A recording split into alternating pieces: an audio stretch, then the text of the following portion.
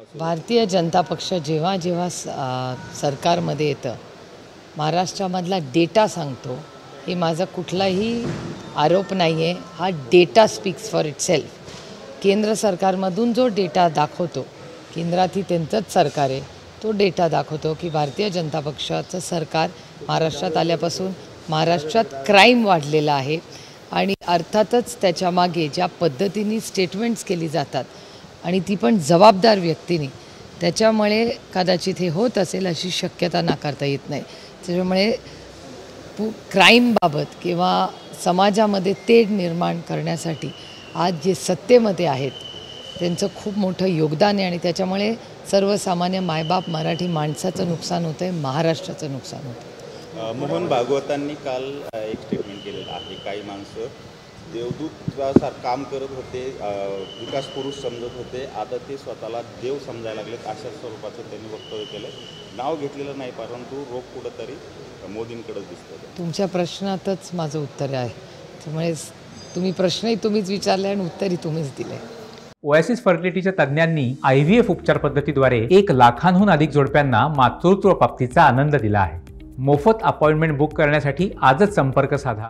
दुसरं भाजपची काल कोर कमिटीची बैठक झाली. याच्यामध्ये अजितदादा आणि शिंदे गटांसंदर्भात तक्रार करण्यात आली. लोकसभेला अजितदादा गटाने आपल्याला मदत केली नाही असं त्यांनी तक्रार केली त्यांच्या वरिष्ठांचा. तो त्यांच्या संघटनेचा आणि त्यांच्या आघाडीचा अंतर्गत प्रश्न आहे. सातत्याने मित्रपक्षांवर टीका करणे किंवा अप्रत्यक्षपणे त्यांच्यावर टीका कशी होईल असं बघणे, त्याबरोबर त्यांच्याबरोबर गेलेल्या मित्रपक्षांचं मॉरल डाऊन करणे, असं सातत्याने होताना त्यांच्यात दिसतंय. पण शेवटी तो त्यांच्या आघाडीचा अंतर्गत प्रश्न आहे.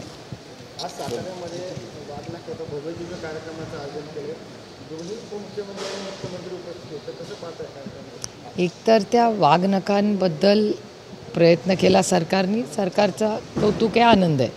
पण इंद्रजित दादा असं सारखे म्हणतात जे की त्यांचं म्हणणं आहे की त्यांना म्युझियममधूनच पत्र आलेलं आहे, जिथून ही वाघनखं आली आहेत त्याच म्युझियमनी पत्र लिहिलं आहे इंद्रजित सावंतांना की ही वाघनखं नक्की ओरिजिनल आहेत का नाही हे माहिती नाही, असं तुमच्याच सगळ्या चॅनलवर मी पाहिलेलं आहे. त्याच्यामुळे नक्की ही वाघनखं कुठून आली आहेत, काय आली, त्याचं ओरिजिन काय हे काहीच समजत नाही आहे नक्की. आणि त्याच्यामुळे महाराष्ट्र सरकारने आजच्या त्यांच्या कार्यक्रमात खरं कधीतरी बोलावं आणि सांगावं महाराष्ट्राच्या जनतेला की वाघनखं नक्की ओरिजिनल आहेत का नाही, हा पहिला मुद्दा. याचं कारण असं, खूप अपेक्षेने लोक तिथे जात आहेत. लहान मुलं, पिढी, शाळा, तुमच्याच चॅनलवर मी आता पाहिलं की शाळांसाठीही ते वेगळा वेळ ठेवणार आहेत. तर जर मुलांना एक म्युझियम ओरिजिनल पीस आपण जाणार होतो आणि नंतर काही कालावधीनंतर सरकारच लोकांना फसवतं असं झालं तर मुलांच्यावर काय संस्कार होतील. त्याच्यामुळे असं काहीतरी पॉलिटिकल गिमिक विधानसभा समोर ठेवून काहीतरी असं करण्यापेक्षा जे खरं आहे, जे सत्य आहे, इतिहास स्वतःच्या मनापासून लिहिता येत नाही. इतिहास जो खरा आहे तोच लिहायचा असतो आणि तोच सांगायचा असतो.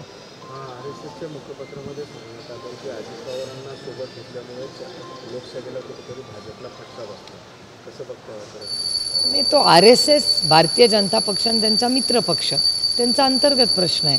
कारण सातत्याने RSSच्या मुखपत्रातून अशा घटना येत आहेत, त्याच्यावर आम्ही काय बोलणार. तो त्यांच्या आघाडीचा किंवा त्यांच्या युतीचा हा अंतर्गत प्रश्न आहे. कुठेतरी असं वाटतं की परत आता महायुतीतून अजित पवार बाहेर पडतील. तर हा प्रश्नाचं उत्तर त्यांना विचारायला गेलं, मी कसं सांगू. पुण्यामध्ये काल एक दिवसाडामुळे आईस्क्रीम पार्लरवरती गोळीबार झाला.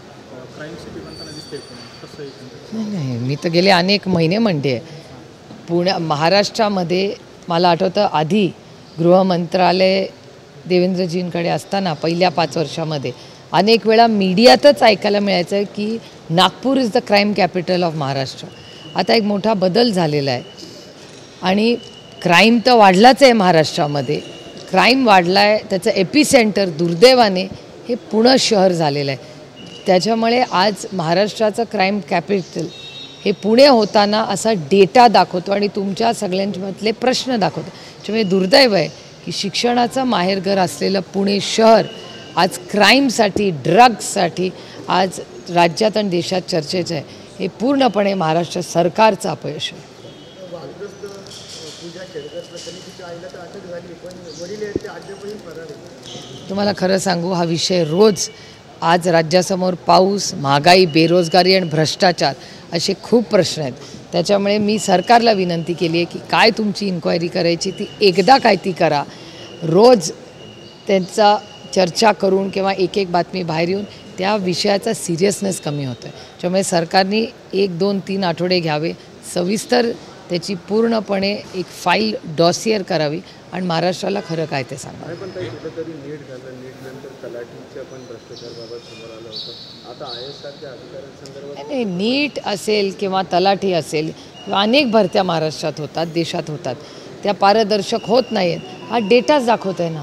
नीटच्या परीक्षेमध्ये शेवटी SIT लावावीच लागली.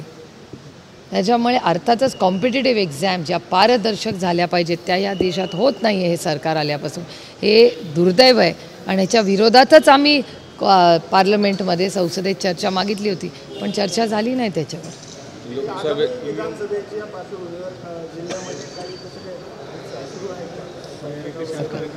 सगळं सांगू ना, तुमचं एडिटोरियल तुम्ही मला सांगणार का? आमची स्ट्रॅटेजी कोण सांगतं?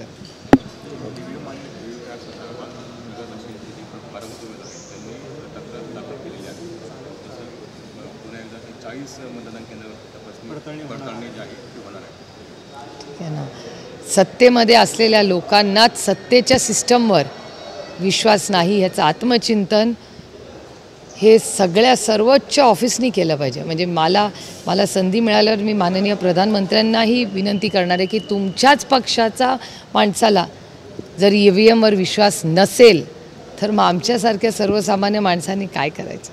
पुनरावृत्ती होते असं वाटतं, कारण 91ला पण कुटुंबाकडून असा आक्षेप झाला. त्याची नाही मला माहिती.